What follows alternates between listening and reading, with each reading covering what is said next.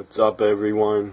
This is the year in wrestling 1989 part 1 video.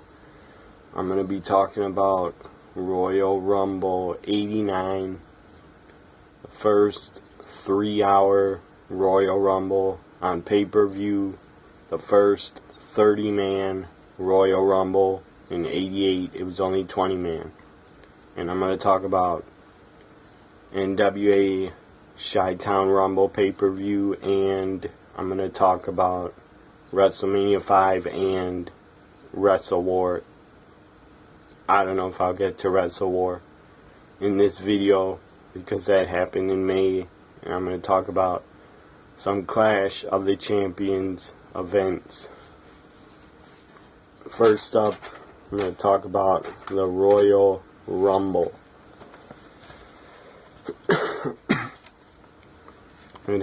It was from Houston, Texas, and it was the first pay-per-view of 1989 for the WWF.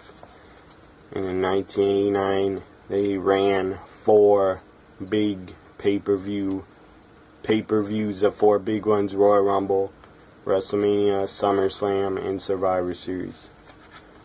First match to kick off Royal Rumble 89 was a 6-man tag, 2 out of 3 falls match. You had the Hart Foundation and Hacksaw Jim Duggan defeat Dino Bravo and the Rougeau brothers, and it was 2 out of 3 falls. Duggan pinned Raymond at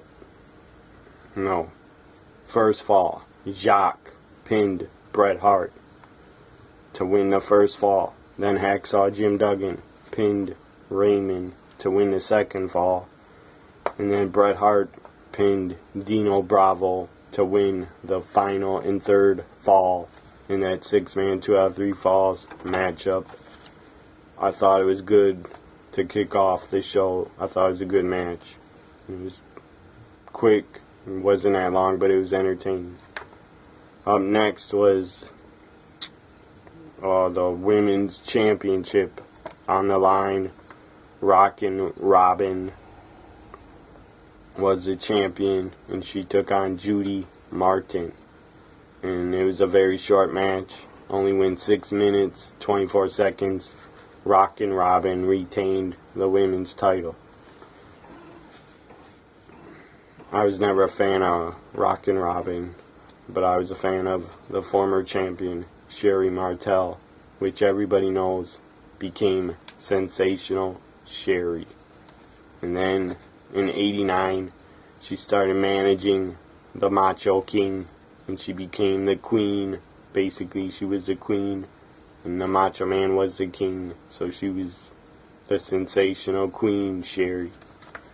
A lot of people like to call her Scary Sherry, but I didn't call her that.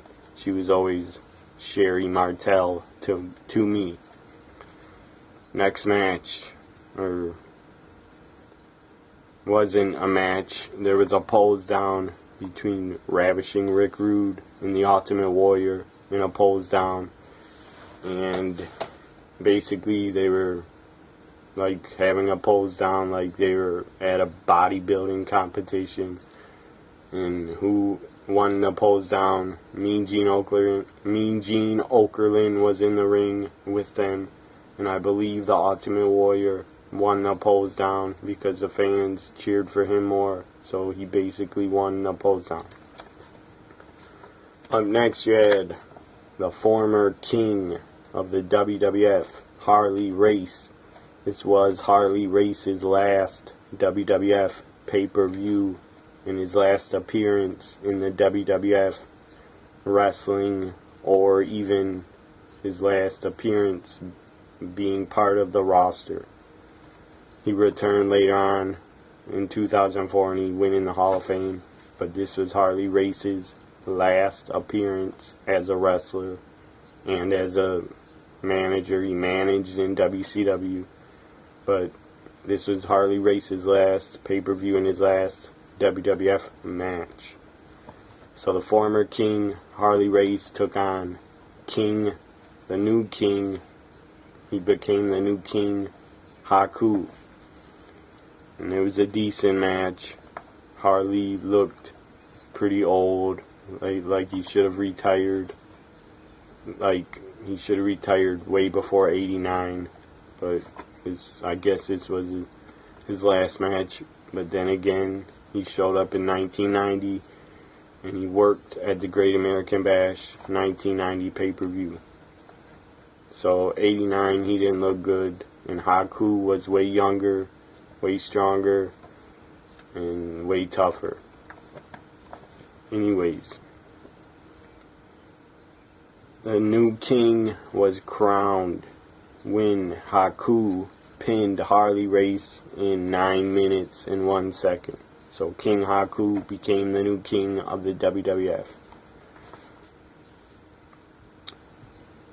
Up next, you had the 30-man Royal Rumble match. Basically, it was the main event. It ended the show, and it should have, because the Royal Rumble match, to this day, still should end the show, and still should be the main event of the Royal Rumble pay-per-view. You had guys in there to kick it off. I believe number 1 was Axe or Smash. And then you had number 2, or let's just say number 1 was Smash of Demolition. Number 2 came out. It was Axe of Demolition. They went at it to kick off the Royal Rumble. That was really cool to see two tag team partners going at it. Every man for himself in the Royal Rumble. Axe and Smash basically were beating the hell out of each other. And it was cool to see other guys in there. You had Andre the Giant come in. Demolition double teamed him a bit. Tried to throw him out. They couldn't throw him out. Other guys you had come in. Greg Valentine. The debuting. Made his WWF pay-per-view debut from the NWA, former NWA champ, Rugged Ronnie Garvin. Ron Garvin was in the Royal Rumble on his first WWF pay-per-view. He was in the Royal Rumble, '89. Greg Valentine. I think Jake the Snake was in it. I don't remember. Ron Bass, I think, was in it. Brutus Beefcake, Mr. Perfect, the Brain Busters, Arn Anderson, Tully Blanchard were in it. I think Tito Santana was in it. And Rick Martel, they were Strike Force. I think they were in it. Who else? Ted DiBiase was in it. Big Boss Man. Akeem, the African Dream, which everybody out there should know was the one-man gang. He just grew his hair out, and he was basically the one-man gang, but they called him Akeem. It was a very goofy, pretty stupid gimmick, but he made it work. It was funny.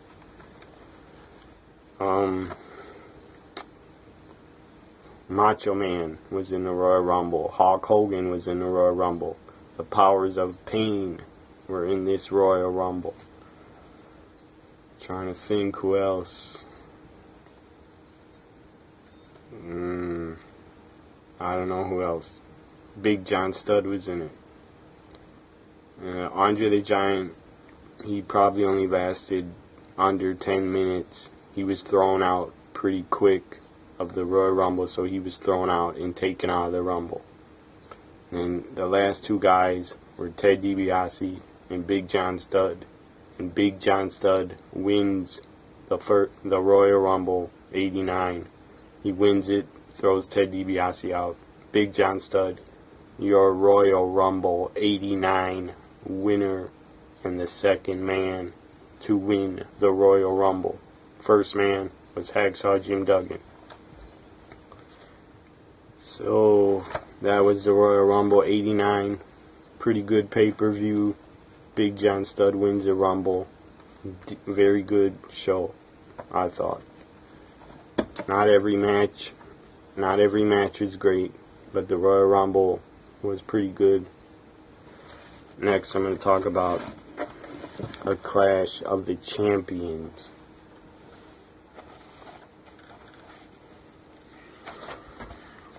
So it was the first Clash of the Champions of 1989. Took place February 13th. First matchup was Midnight Express defeated the Russian Assassins. That was a okay match. Good thing Midnight Express got the win, because they should have, against the Russian Assassins, which were basically two jobbers with masks on. Our next match is Butch Reed defeated Steve Casey. I'm not going to talk about that match. Who cares? It was pretty boring. But Butch Reed was a great athlete, great talent. No disrespect to Butch Reed. He was basically beating a job guy. Lex Luger defeated the Blackmailer. I don't know who the hell the Blackmailer was, but it says Lex Luger beat the Blackmailer. Sounds like a fucking jobber. Steve Williams, Dr. Death, Steve Williams, and Mike Rotunda. The Varsity Club defeated the Fantastics. Rick Steiner defeated Bob Bradley. I don't know who Bob Bradley is or who he was. Sounds like a jobber. And the Road Warriors and some Japanese guy, whose name I can't pronounce, wrestled to a no contest against Michael Hayes, Junkyard Dog, and Sting after the Varsity Club interfered. So that was the last match, I believe, on Clash of Champions 5. Road Warriors and a Japanese guy basically had a disqualification against JYD, Sting, and Michael Hayes after the Varsity Club interfered. That was Clash of Champions 5. It wasn't that good of a show. It was just okay. Up next, I'm going to talk about NWA, WCW, whatever you want to call it. Same thing. It was basically the NWA was WCW in '89 because Ted Turner owned it. And before the pay-per-view, I'll talk about who was the TV champ, because there were a few, I think 2 title changes happened at Chi Town, 3 title changes happened at Chi Town Rumble. Let me find the goddamn show, tell you the matches.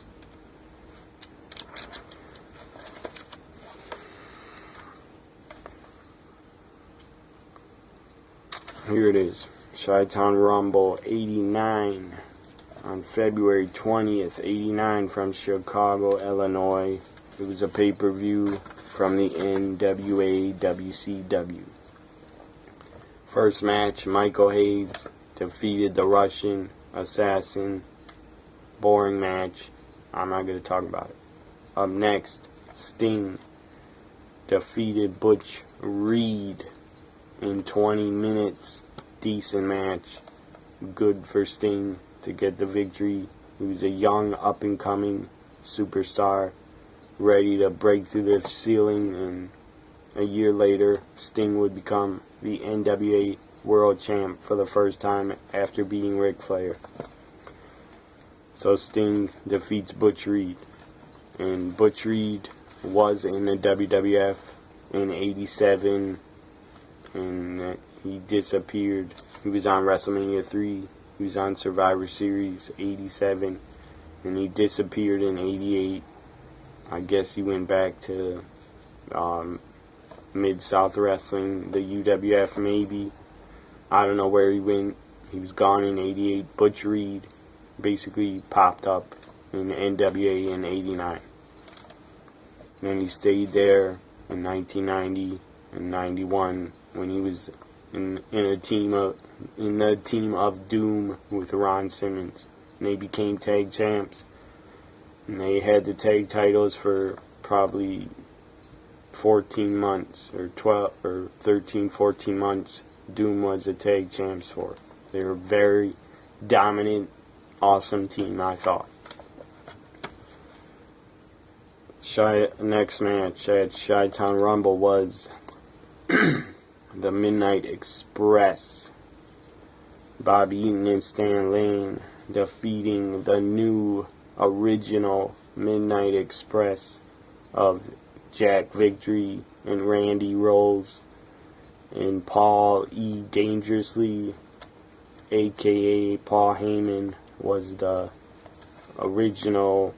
new original Midnight Express's manager, and Jim Cornette was with the other team of the Midnight Express, the real Midnight Express of Bobby Eaton and Stan Lane. The best team combination of the Midnight Express, in my opinion, is Stan Lane and Bobby Eaton. They were great as a team.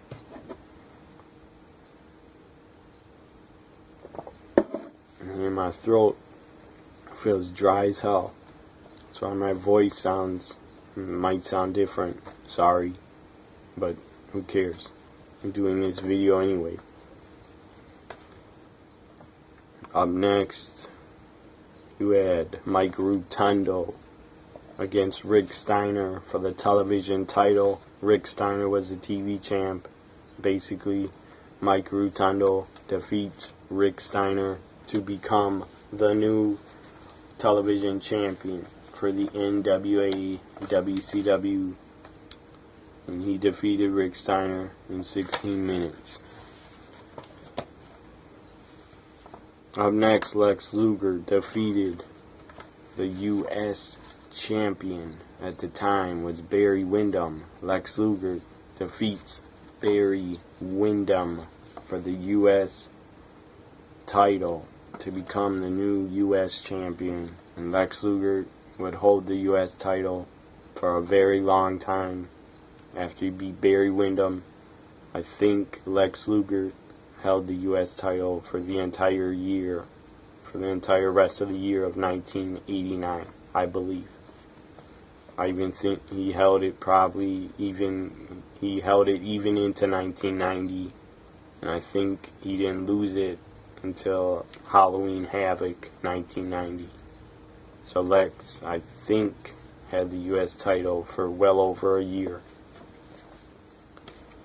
So you had Mike Rotunda win the TV title. He went on to become IRS. Everybody should know that. If you don't, Mike Rotunda became IRS and was IRS in the WWF. He becomes a new TV champ. Lex Luger becomes the new U.S. champ. And then you had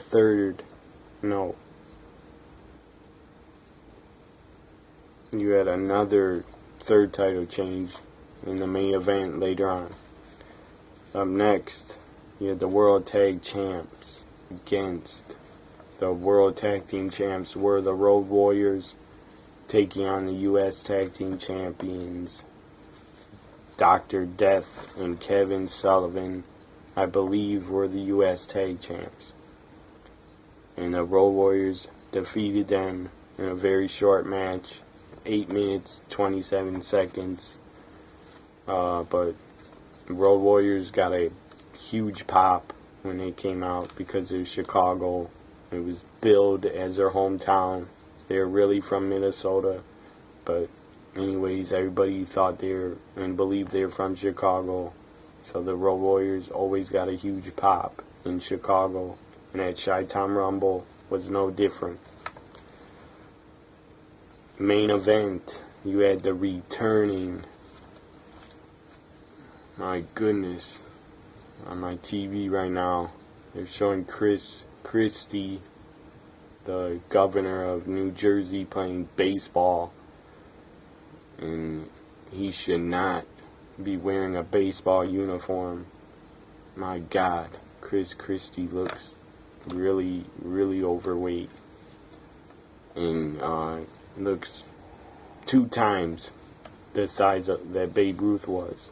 Chris Christie, don't ever wear a baseball uniform again. You're too fat to be wearing those tight baseball pants and baseball jerseys. Don't ever play baseball in public on television again, or have your picture taken playing baseball. You're too fat, and it's not a good look for you, Chris Christie. I just saw that right in my face, them showing Chris Christie play baseball, and my goodness, it was frightening. Main event, Ricky Steamboat returned to the NWA in January. Right before this pay-per-view, Ricky Steamboat returns. The Dragon is back in the NWA, and he basically showed up on a Saturday night. I believe it was a NWA, their Saturday night show on TBS. Ricky Steamboat came out. He teamed with Hot Stuff Eddie Gilbert to take on Ric Flair and I believe Barry Windham, the Four Horsemen. So Steamboat and Gilbert teamed up. It was the main event of the TBS show. And Steamboat went after Flair, chopped him a lot. Gorilla Press slammed him, dived over the top rope on Flair, beat the hell out of Flair. And the Dragon was back in the NWA. He was back home after spending 84 to 88 in the WWF. Ricky Steamboat returns to the NWA to set up a feud, legendary feud, 3 legendary matches against Flair. Steamboat and Flair had 3 legendary, great, epic, 5-star match of the year matches at Chi Town Rumble, and then Clash of Champions. They went like 54 minutes or something, and then I believe that Clash of Champions match was 2 out of 3 falls. And then you had WrestleWar 89 was the 3rd and final match that Steamboat and Flair had, and all 3 of them were epic and great. I love those matches. I still watch them to this day. So, Steamboat was challenging the NWA World Champ Ric Flair, and Ricky Steamboat finally got the world title, won the world title. Steamboat wins the NWA World Heavyweight Championship from Ric Flair in 23 minutes, 18 seconds. Steamboat and Flair had a great match. Flair and Steamboat, they could work. Basically, Flair has said it in interviews, he could work with Steamboat with his eyes closed. And they never even had to speak in the ring and call up spots. They just knew each other that well. They knew what they were going to do before they did a move. They knew what the hell they were going to do and how the match was going to go. And they didn't even need to call it and tell each other what spot was next, because Flair and Steamboat against each other were that good. It was perfection. The matches were brilliant and perfect and awesome. So I was very happy that Steamboat became NWA World Champ and won the title. That was awesome. That was Chi Town Rumble 89. Wasn't a very good show. Only matches I cared to see. I only cared to see the Road Warriors. Sting was on the show. I was a big Sting fan. And Flair and Steamboat is basically the only match worth watching if you check out Chi Town Rumble on the network. And next I'm going to talk about Clash of Champions. if a Clash of Champions happened before WrestleMania.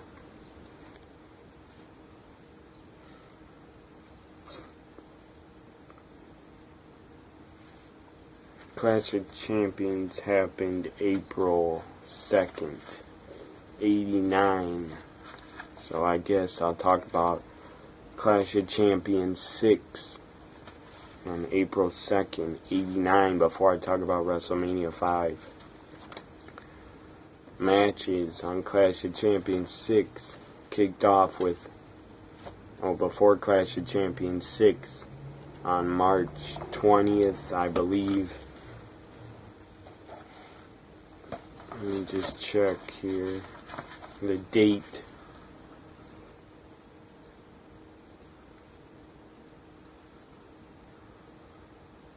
March 31st, Mike Rotundo won the TV title.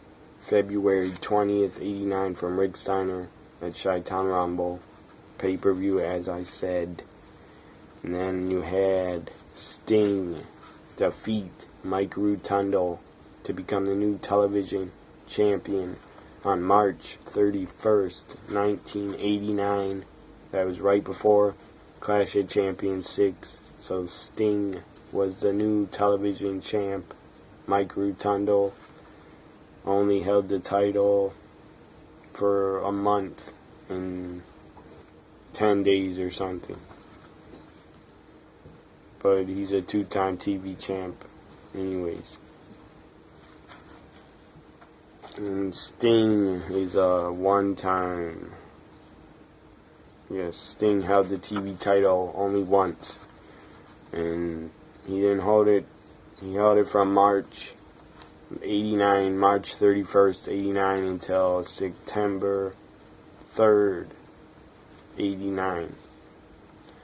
Or not September. Yes, September 3rd, 89. Sting lost the TV title to the Great Muta. And they had a great feud in 89. And I'll talk about the Great American Bash 89 in part 2 of my video of the year in wrestling 1989. Now I'm going to talk about and get back to Clash of the Champions 6 on TBS. First match, Great Muta defeats Steve Casey. It's basically Muta. It's basically a match just to put the Great Muta over and get him over. Is a hell of a talent. He is a hell of a talent. Great Muta should be put in the WWE Hall of Fame. He is really good. He was really good. He's a legend for sure. So Muta, his first Clash of Champions, he defeats Steve Casey. And it was a pretty damn short match. I believe he did a moonsault backflip to win the match. Up next, Bob Orton defeated Dick Murdoch. And it was pretty boring. What I remember of it, it was pretty boring. Dr. Death, Steve Williams, and Mike Rotundo defeat the NWA Tag Team Champions, the Road Warriors, to win the tag team titles from the Road Warriors. New tag champs, Steve Williams, Dr. Death, and Mike Rotundo win the tag champs. So, like 9 or 10 days before Clash of Champions 6, Mike Rotundo loses a TV title, but he probably lost it because they told him you're going to get the tag straps. So basically he became tag champs with Dr. Death. Dr. Death was great, hell of a talent, big man, could do just about anything. He's really strong and really good. It's a damn shame that Dr. Death passed away and got sick. I believe he died of cancer. I think he had throat cancer or some type of cancer. Up next, Ranger Ross defeated the Iron Sheik by disqualification. And Iron Sheik should have not been wrestling in 1989. He looked awful. He looked worse in '89 than he did when he returned to the WWF. As Colonel Mustafa in 1991. Iron Sheik looked awful, and he shouldn't have been in the ring. And I don't know why in the hell the NWA and WCW hired the Iron Sheik at the time. He was worthless as a talent. He could barely move, and his punches were awful looking. His kicks were awful, and his suplexes that he used to do in like 86, 85, 84, when he had awesome suplexes. 89, his suplexes sucked, and he could barely do them. Shouldn't have been in the ring. And Ranger Ross, okay wrestler. I was never a fan, and I don't think many were a fan of Ranger Ross. Up next, Rick Steiner and Eddie Gilbert defeated Dan Spivey and Kevin Sullivan. The team of Rick Steiner and Eddie Gilbert, I believe they became tag champs, or they were tag champs at WrestleWar 89 pay-per-view. I don't remember, but I think they held some type of tag gold, either the U.S. tag titles or the world tag titles. Anyways, I thought Rick Steiner and Eddie Gilbert always made a good team. So the main event was the NWA World Heavyweight Championship. Best of 3 falls, or whatever the hell. They're not calling it a 2 out of 3 falls match. It just says best of 3 falls match. So we had Ric Flair, challenger. He just lost the title to Ricky Steamboat at Chi Town Rumble.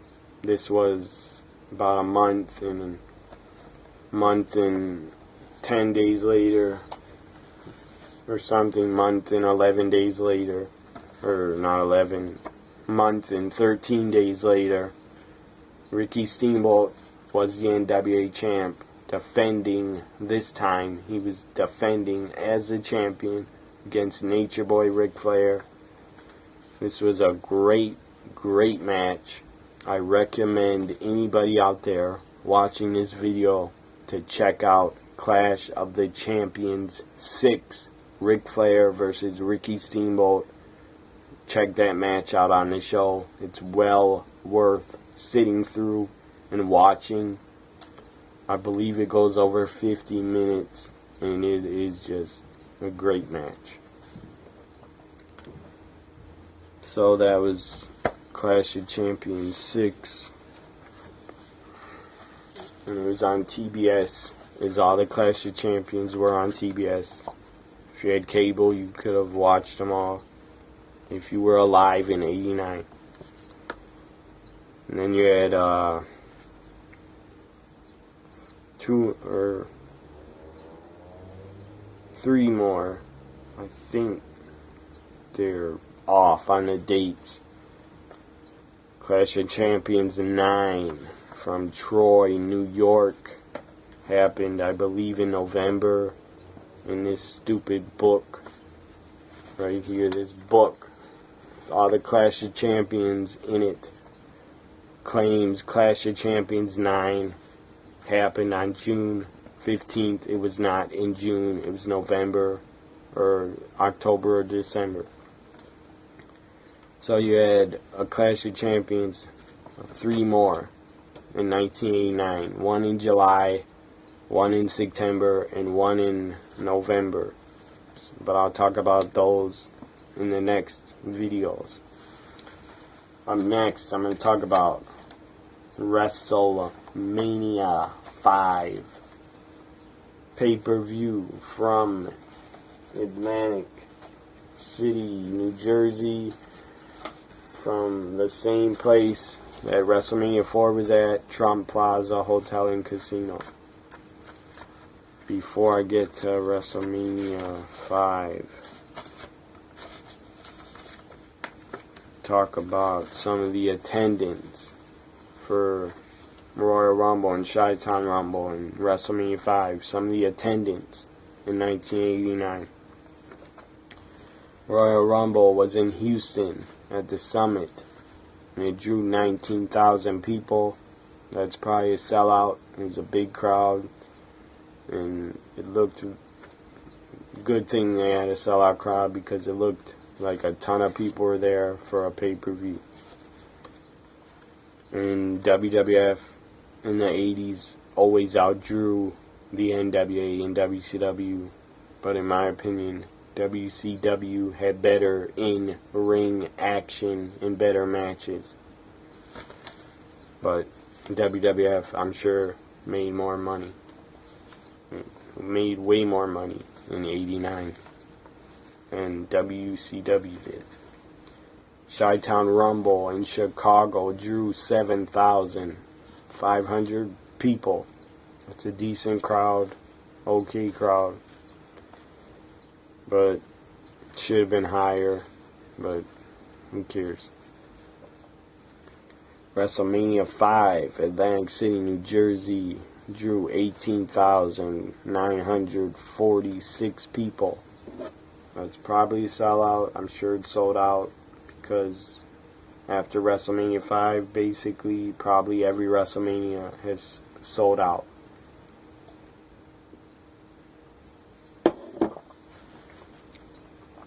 And I'll just give the attendance to Wrestle War 89, even though I'm not going to talk about Wrestle War 89 yet.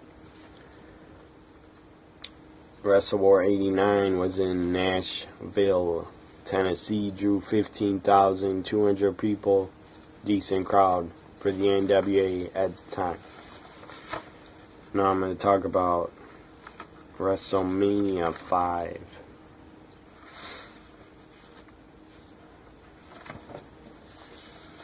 First matchup was Hercules on the pay-per-view WrestleMania 5. First matchup was Hercules against King Haku. It was a pretty short match. They didn't get much time to work.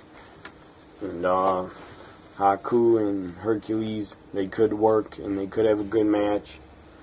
But they just didn't get much time because you probably had 11 or 12 other matches that were on the show.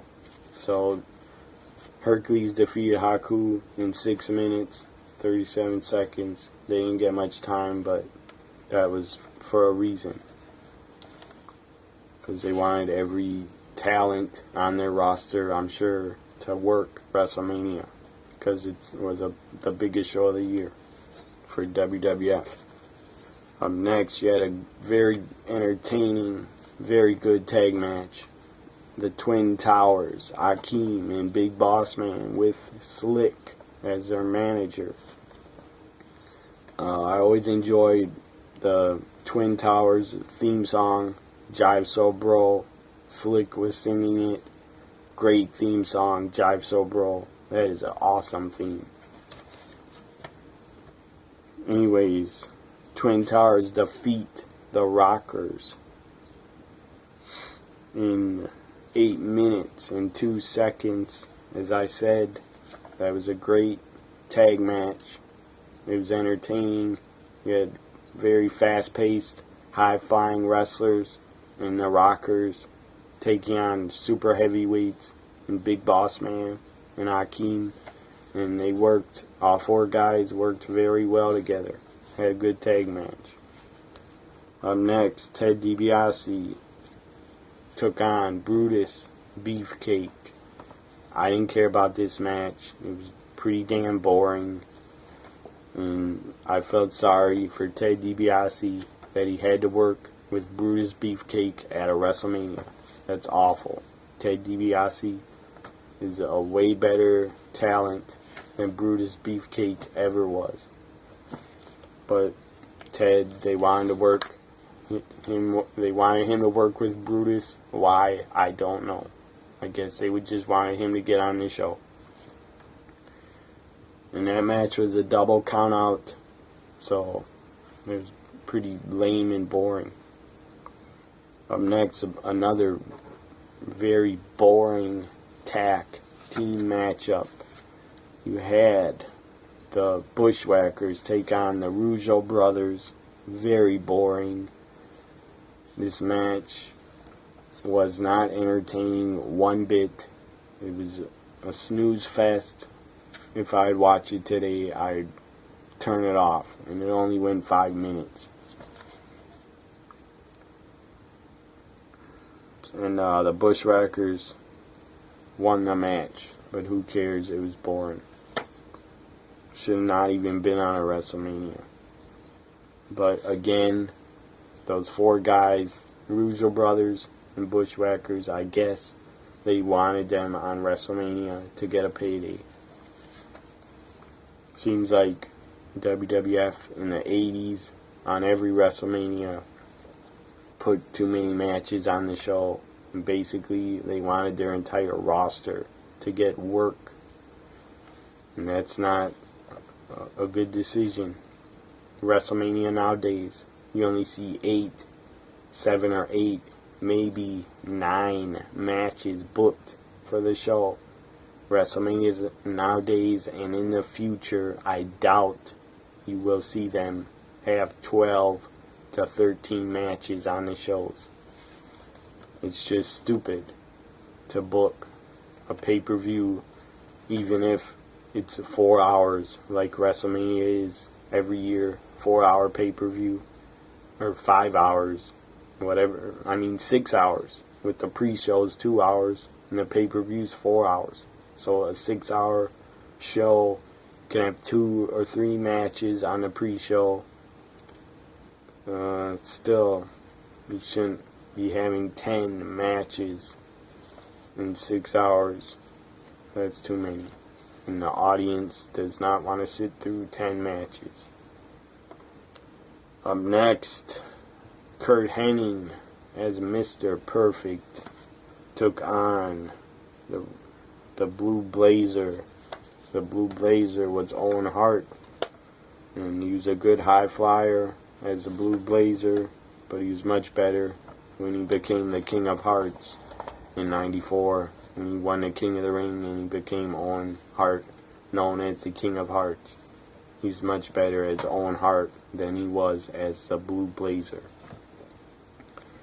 Anyways, Mr. Perfect defeated Blue Blazer in 5 minutes, 38 seconds. Quick match, and it wasn't that memorable. But it was good to see Curt Hennig get the victory because he was getting a push at the time. Up next, you had Demolition defending the tag team titles in a handicapped matchup.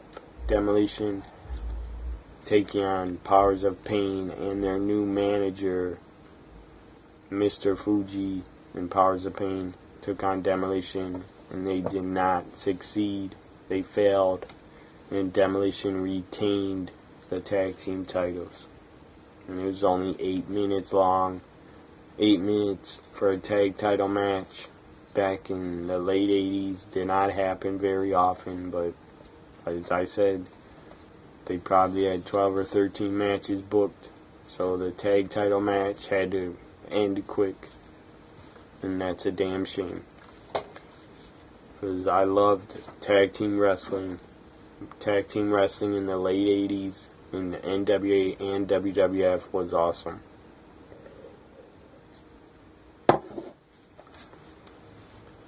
Up next, you had Dino Bravo defeat Ron Garvin in 3 minutes. What the hell can you do in 3 minutes? Nothing. Pointless match to put on WrestleMania 5, but it was. And Dino Bravo wins. Who cares? I'm a big Ron Garvin fan. Always enjoy his work, but damn shame that Dino Bravo beat him. Up next, the Brain Busters, their first WrestleMania and only WrestleMania, teaming up. Tully Blanchard and Arn Anderson, the Brain Busters. Bobby Heenan was their manager, taking on Strike Force, Rick Martel and Tito Santana. And during this tag match, Rick Martel leaves his partner. He turns heel and leaves Tito Santana alone. Rick Martel jumps off the ring apron. Tito had his hand out, basically begging him to come tag him. Come back and tag him. Don't leave him. And Rick Martel leaves. His partner, Tito Santana, Strikeforce broke up. And after that, Tito and Rick Martel feuded for most of the year. Most of the rest of the year. I'm just watching, showing all these god-awful celebrities throw out the first pitches, and they are really bad at throwing out. Couldn't even throw a strike right down the middle of the plate. A lot of the pitches weren't even close to the plate.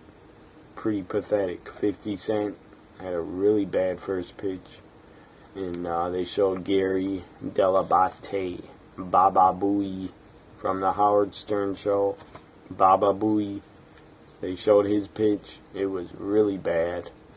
And I feel bad for Baba Booey that he had such a bad pitch. And he has to have a lifetime of thinking about it. Man, Baba Booey, his pitch at Citi Field, home of the Mets, was awful. It's 50 Cent at Citi Field, Mets home also. 50 Cent, his pitch was awful. And they showed Tom Brady throw out a first pitch at Fenway. He bounced it on the ground, but it wasn't that bad. Back to WrestleMania 5. I should probably turn this television off so I don't see stuff and then start talking about it. Okay, back to WrestleMania 5.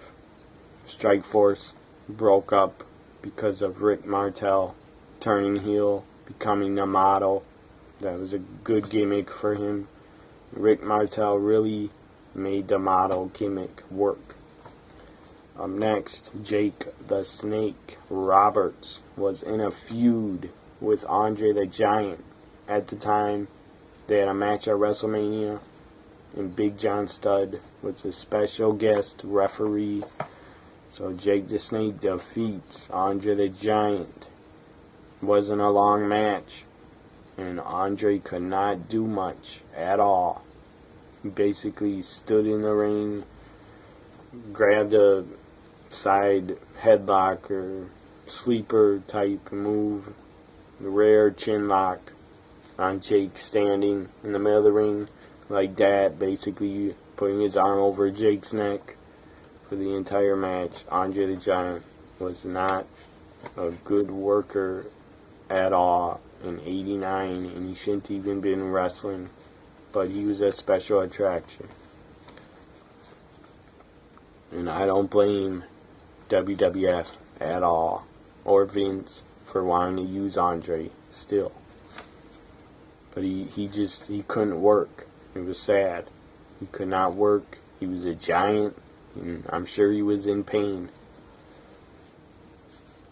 So that match ends by DQ. Jake the Snake wins in DQ. It went 9 minutes, 44 seconds. Another throwaway tag match. Pretty pointless to put on the show. Hart Foundation defeats Greg Valentine and the Honky Tonk Man in 7 minutes, 40 seconds.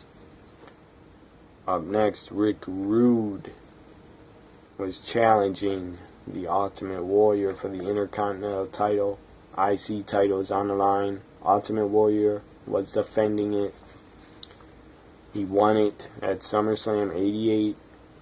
And at WrestleMania 5, he lost it to Rick Rude. And Bobby Heenan got involved. He grabbed the Warrior's foot from the outside of the ring. He was holding the Warrior's foot down, so he could not kick out. And Rick Rude got the win because of Bobby Heenan. And Ravishing Rick Rude became the new Intercontinental Champion. That was awesome. I'm a big Rick Rude fan. He was awesome. And Bobby Heenan helps him win the title because he was part of the Heenan family.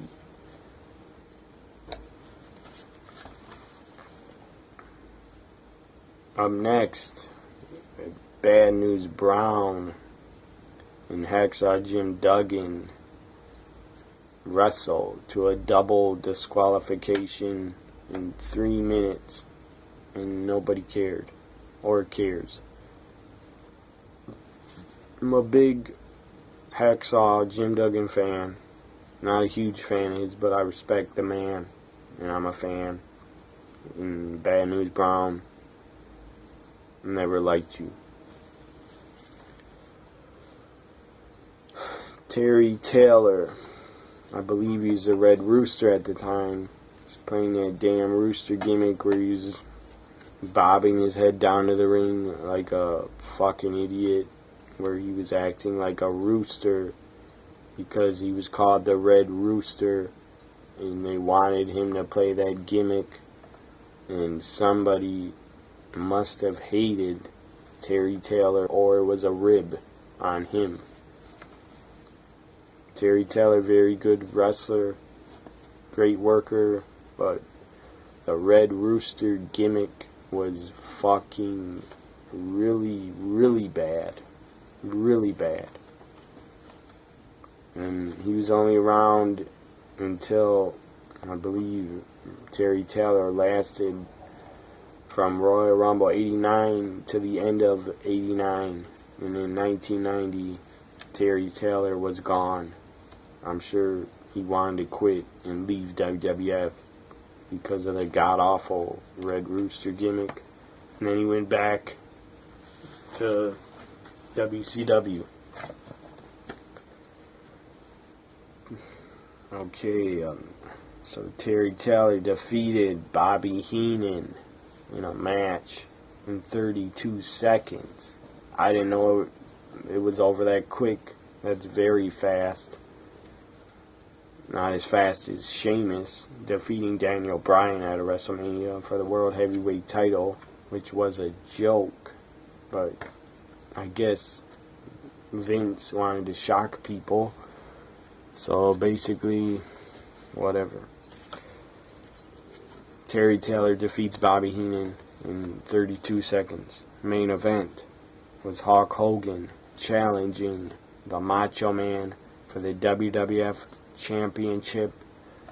2 months before WrestleMania 5, you had the main event where Randy Savage and Hulk Hogan as the Mega Powers took on the Twin Towers on the main event from February 89 from my hometown. It was in Milwaukee. And I believe Akeem or Big Boss Man threw Randy out the second rope and he flew out of the ring, landed on Elizabeth, took her out. That was a sick bump Elizabeth took.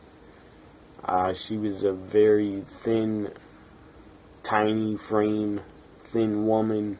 I don't know how she took Randy Savage landing on top of her on the floor, basically. She could have, I'm surprised Elizabeth did not get really injured, and she could even broke a bone. But I'm glad Elizabeth was not injured. But Hogan went out to the ring, went out to Elizabeth Lane, knocked unconscious, and Hogan basically picked her up, carried her to the back, left Randy Savage in the match alone, and then Randy Savage was pissed. He was really hot at Hogan, and I believe he was probably pissed at him for real. Because if you hear the stories from Hulk Hogan, he said before they came back from commercial, Randy Savage started accusing Hogan when he was talking to Elizabeth, telling her to wake up, and he was holding her hand and telling Elizabeth, please God, wake up, please don't. I guess he was acting like Elizabeth was dead. She wasn't dead. She was just, I guess, knocked out. It looked like she was sleeping, like she was Sleeping Beauty, and Hulk Hogan was the Beast, and she was the Beauty, or whatever. I'm not bashing Hogan. I'm just saying, he looked like he was a beast, and Elizabeth was a beauty. She was like freaking Sleeping Beauty. Anyways, Randy Savage accused Hogan of touching her breasts with his hand or his arm or his wrist. Might have probably touched her breasts by accident. I'm sure it was an accident. Anyways, Randy Savage saw that. He got really pissed. I think he had a really bad temper. He's really, really protective over Elizabeth, and I don't blame him for that. I mean, Elizabeth was around all those wrestlers back in the day. They could have tried something with her, so Randy Savage was in the right to get Elizabeth her own locker room and put her in there and tell her not to leave. Anyways, Savage got really pissed at Hogan, probably for real, accused him of touching her breasts, and then the main event came back from commercial. Randy Savage said, basically cut a promo on Hogan in the backstage area, said if you want to come challenge me like a man, that'd be fine. And I put the title up on the line, and that'd be fine. And Savage was saying I'd beat you real quick, and I'd still be champion. And Hogan was basically brushed it off and said, Randy, you're going insane. What are you talking about? We're friends. And then Savage snapped, ran at Hogan, hit him with the title. Hogan falls on the ground, basically, and then he goes on top of Hogan, starts punching him in the head. And then WrestleMania 5, their big feud comes to a head in the main event of WrestleMania 5. And everybody knows Hogan bled in the main event of WrestleMania 5. And back in '89, WWF, you did not see anybody at all bleeding at all. There was probably a no blood policy. They didn't want anybody bleeding because it was like a kid friendly company in 87, 88, 89, 90. It was kid friendly, and I was a young kid at the time. And WWF, I was really, really, really hooked on the WWF in the late 80s and early 90s. They had me hooked, line and sinker. I went to the main event in February '89. I was there. I was 5 years old. I don't remember much of it. I don't remember much of being there live, but I know I was. I do remember being there, but I don't remember many of the matches. I do remember Hogan and Savage taking on the Twin Towers. That's about it.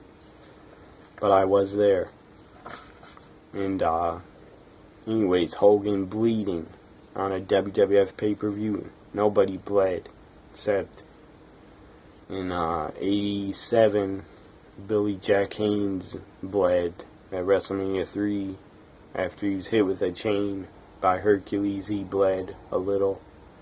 In '86, King Kong Bundy bled a lot in a steel cage against Hogan. Other than that, I don't see anybody else bleeding on any other pay-per-views. And Hogan did bleed in '89, WrestleMania 5.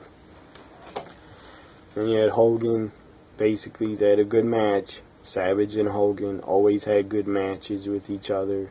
They had a great rivalry with each other, great feud for well over 10 years. Well, 89. They had their first match in the WWF in late 85. I think it was December '85. I think it was right before '86. Hogan and Savage had their first match, and it was at Madison Square Garden at a big show. And they had matches in 86. Again, they weren't pay-per-views, but I own them on DVD. 86, Hogan and Savage had a match at Boston Garden in Boston. Hogan bled a lot in that match. It was on television in Boston. It was on WWE Classics channel when they had that channel, and I saw it, and I had recorded it on DVD anyways. That was basically a house show, but it was on television in Boston, on some network in Boston. So Savage and Hogan in that match, Hogan bled a lot, and he cut himself on the outside of the ring. Savage dropped a big elbow on him, and Hogan was wearing white tights, and they basically turned all red from his blood. And then they had another match in 86 at Madison Square Garden, and I think it was a lumberjack match. I also have that on DVD. I think it was from February 86. So before WrestleMania 5, Hogan and Savage, they had really good matches with each other. They were really entertaining, and I always enjoyed Hulk Hogan versus the Macho Man. So Hogan was bleeding, and he basically started hawking up. Big boot, leg drop, 1, 2, 3. Hulk Hogan wins the WWF Championship back for the first time since he won it from the Iron Sheik in 84, in January 84. So this was the second time Hogan won the WWF title, and it was at WrestleMania 5 to close the show. And basically Hogan closed WrestleMania 5 posing, and with the title on. Jesse Ventura, Gorilla Monsoon were on commentary. Jesse Ventura got pissed and started threatening to come out of retirement and beat Hulk Hogan and take the title from him. I thought that was funny. Anyways, there's WrestleMania 5. My throat is killing me. It's very dry.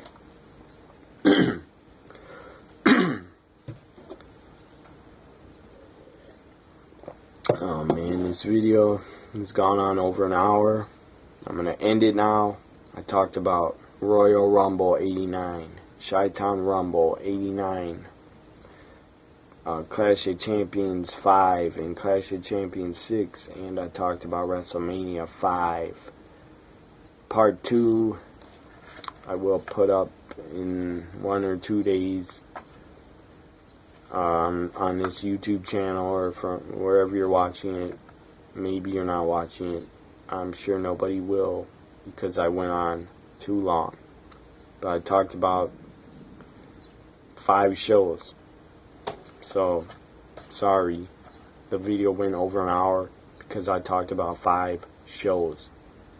Next, part 2 of 1989, I'll talk about Wrestle War 89, some more Clash of Champions, Great American Bash 89, and SummerSlam 89. I'll talk about in the next videos. Part 2, 1989, the year in wrestling.